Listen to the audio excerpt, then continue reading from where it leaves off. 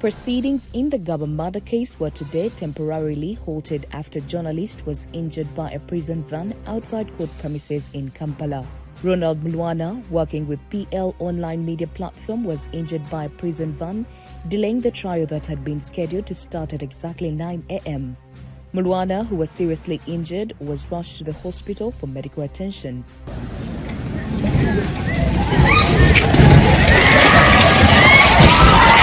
Allahu Akbar! Allahu Akbar! Allahu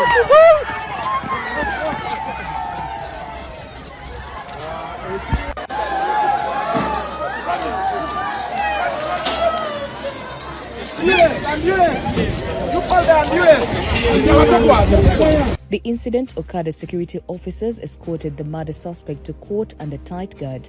Eyewitnesses say the prison vehicle, which was part of a convoy transporting inmates, struck the journalist as media personnel scrambled to capture the suspect's arrival. Eddalivansi kati bonna ababadde wano badduse buli omu adde eno adde eno kati ndowooza ye ate naye tategedde kati yaddusa addawa adde eno kwe kumusangayo n'emulinnya emmotoka emukuludde emirundi nga 8 ffenna ne tugwamu enkyukwe. Court proceedings were subsequently delayed as authorities managed the situation and ensured safety at the scene. Security was later reinforced, with access to the court premises temporarily restricted. Police and prison authorities have yet to issue a formal statement regarding the circumstances surrounding the incident.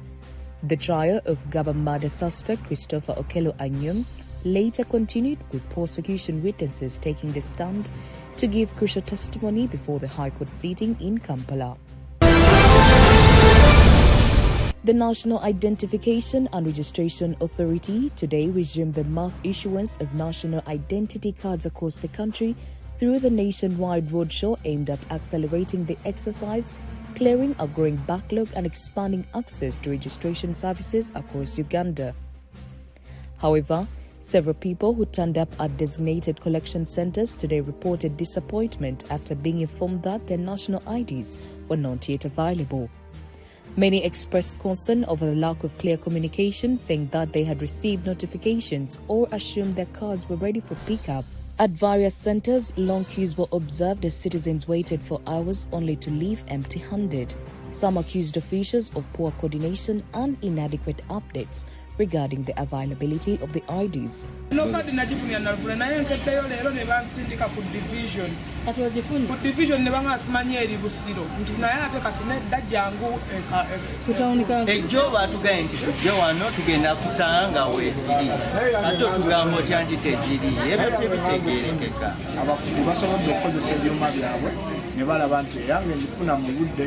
Whereas about the message enough video kadi zaabwe tezinatuuka ku ssenta babagambye balina kiwamu wakati wa wiiki emu ne wiiki ebbiri kadi zaabwe kubanga zituuse wano eno twakajja wano emirundi emeka tetulina byakola oba bazaagala zibeera nazo babeere nazo oyo okuba buli kaseera nentambula wano omanyina akajja emirundi emeka bagamba kikino nakajjawo emirundi endaga muntu tenafumba ate eddakiika emu message ziba zijja ku simu lwaki.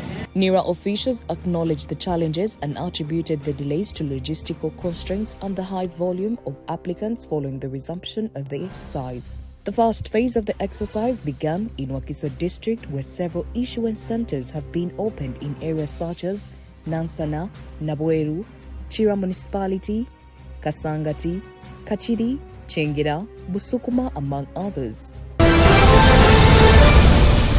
Residents of Lumino sub-county in Busia district are facing a growing public health crisis as they resort to using contaminated water sources shared with animals due to a persistent lack of safe water. The most affected areas include the villages of Bukobe, all located in Budimo parish. Here, residents depend on an abandoned fish pond with visibly discolored water for their daily domestic needs. The situation is worsened by the presence of livestock from both Uganda and neighboring Kenya, which also use the same water source. Local residents say they are struggling to access clean water. Many are forced to walk between 4 to 5 kilometers to reach the nearest borehole, whose water is reportedly salty and unsuitable for regular use. Our village and the neighboring village, We have been suffering from safe water. We have been fetching dirty water. We have been going far distances to fetch water. For example, I've been moving up to River Siwo to look for water. Clement Onyango Adina, the L1 chairperson of Budimo B Village, noted that concerns have been raised with both sub-county and district leadership with little response. He added that while a non-government organization, Generation U, recently drilled a borehole in the area, it is insufficient to serve the growing population of over 700 residents. So far, since I was born, this is the first borehole we have had in the village. So we would request some help from up to add us another borehole so that people are covered. We do not have problems of water. So I think we have requested the government so far some years back, and nothing has been done until this generation U has come and helped us. Leaders and residents are now calling for urgent government intervention to provide safe and accessible water sources and to prevent a potential public health disaster in the area.